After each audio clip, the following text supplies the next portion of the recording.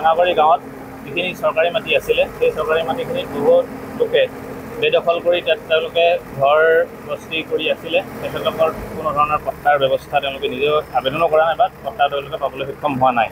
দ্বিতীয়তে আমি বহু সময়ত ইয়াৰ পৰাই আমি অভিযোগ পাওঁ যে ইয়াত বহুত বেআইনী কাৰ্যকলাপো ইয়াতেই হয় বুলি আমি খবৰ পাই আহিছিলোঁ। গতিকে আমি তেখেতসকলক ইয়াত জাননী প্ৰেৰণ কৰিছিলোঁ যে তেখেতসকলে বেদখল যিখিনি কৰি ভূমি ৰাখিছে সেইখিনি তেওঁলোকে খালী কৰি দিব লাগে।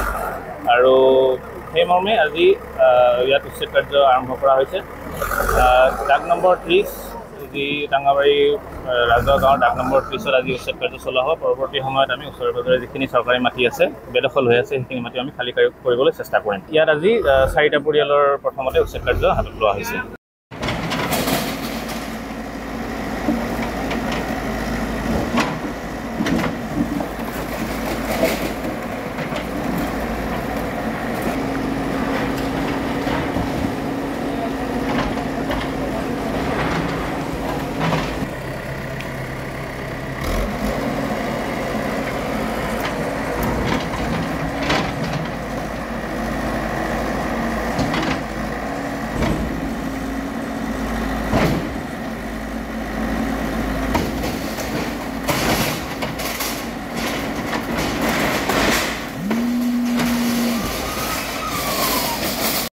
ডাঙাবাৰী গাঁৱত যিখিনি চৰকাৰী মাটি আছিলে সেই চৰকাৰী মাটিখিনিত বহুত লোকে বেদখল কৰি তাত তেওঁলোকে ঘৰ বস্তি কৰি আছিলে। তেখেতলোকৰ কোনো ধৰণৰ পট্টাৰ ব্যৱস্থা তেওঁলোকে নিজেও আবেদনো কৰা নাই বা পট্টা তেওঁলোকে পাবলৈ সক্ষম হোৱা নাই।